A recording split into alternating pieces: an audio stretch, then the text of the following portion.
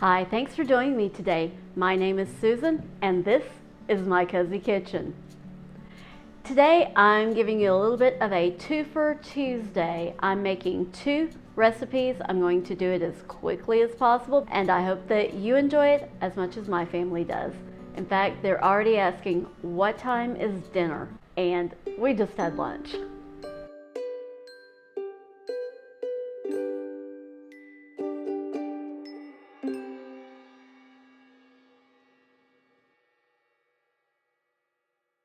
The first thing I'm making is my Copycat Chuy's Creamy Jalapeno Dip.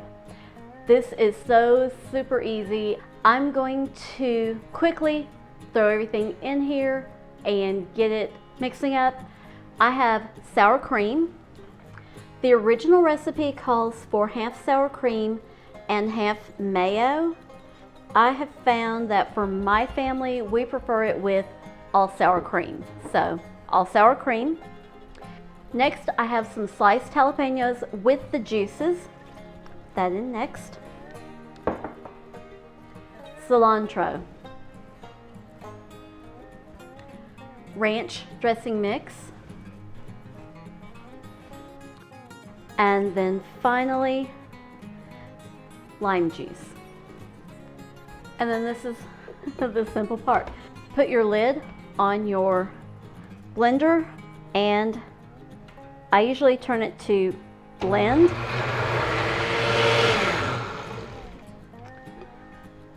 And you just let it blend until everything is mixed thoroughly.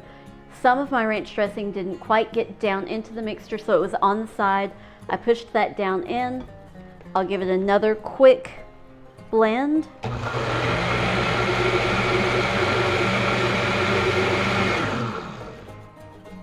And it's ready to pour out and put in the refrigerator so that the flavors can blend and meld until dinner time.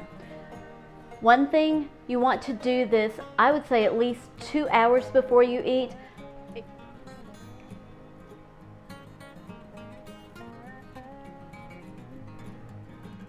This is a 2-cup container. I have almost a cup of dip. So on goes the lid. I'll put this in the refrigerator.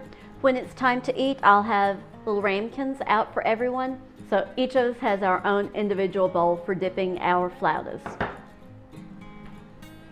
Okay, it's time for the flautas. This is a quick and easy recipe, especially if you are using leftover chicken. I made chicken tacos last night and I will link that recipe up here for you and also down in the description box below. I made extra though so that I could use the leftovers for dinner tonight. Just a quick, easy way to have another meal without a lot of trouble. So I have about 3 cups of shredded chicken left over from last night. I cooked, cooled, and cut up 8 pieces of bacon. And then I have a lot of shredded cheese. I'm going to put about half of what I have in here. And we'll just stir that up. We'll stir this together and see if we need more cheese. And this is one of those recipes that you don't really have to worry about the amounts of the ingredients. Really, it's taco flavored chicken, bacon, and cheese. You can use any bacon that you like. You can use any cheeses that you like. I'm using extra sharp cheddar, but you could use a Colby Jack. You could use a combination of Monterey and sharp cheddar, all Monterey, whatever you and your family like. That's what I would use. I want a little bit more cheese in there than that. And this is one of those things that I just sort of cook by look and feel. Sometimes I won't quite have enough bacon and I'll go cook a couple more slices of bacon. Or I'll look at the amount of cheese I have and the amount of bacon I have and I think, okay, we're saving some bacon for salads later because I made too much bacon for the amount of chicken. And I just throw the cheese in there until it looks like the appropriate amount of cheese. And I think for my family and our tastes, this is absolutely perfect. Let's get started rolling up these flautas. The first thing I typically do is turn the oven on to preheat at 375 F. It's about 180, I think, C. And then I just give it a nice little spray on the bottom. If you like a different kind of spray, either a pump spray, butter across the bottom, whatever, do what makes you happy. All right, my cozy kitchen, my rules. Your cozy kitchen, your rules. I have a board here and tortillas. I use flour tortillas for this. I scoop out about that much. That's maybe a quarter of a cup, maybe a little less, maybe a little more, but about that. And then I spread it fairly thinly from the side near me to about 2/3 of the way across the shell. And I try to get it as close-ish to the edge. I don't want it falling out, but I don't want there to be bites at the ends that don't have any filling in them. And then I just turn it up ever so slightly there on the end and start rolling. I roll it up, and then at the end, that way you have a spot here where it's rolled up, but there's nothing there, so there's nothing falling out. I put that side down. When I put it in here, I put that side down into the dish and keep going. So I'm going to do that until I run out of tortilla shells and my chicken mixture. Had a lot of filling this time, so I'm having to use a second smaller pan, but a second pan to finish the amount of filling that I have. I have 17 flautas out of all of that. Now, most of the time when you go to a restaurant and order flautas, not 100% certain, but they always seem like they've been deep fried. I don't like to deep fry things that much, so I bake mine.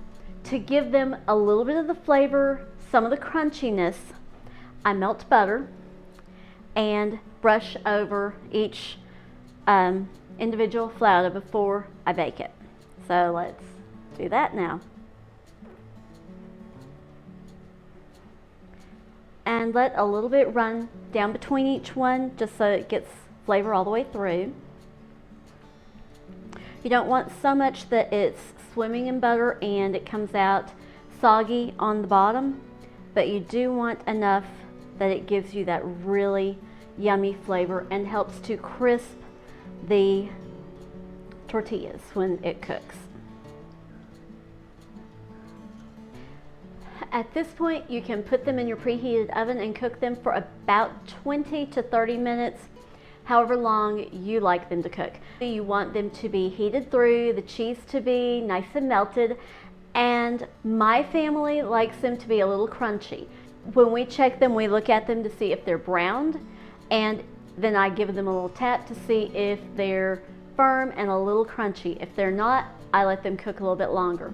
If you like them just nice and hot all the way through and a little softer, then go ahead and take yours out maybe even a few minutes earlier than the 20. I put this together a little bit early so that I could film. I'm going to cover these with some plastic wrap.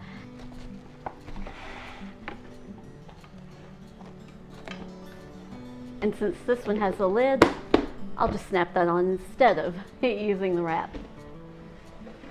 Now, into the refrigerator these will go until it's time to cook.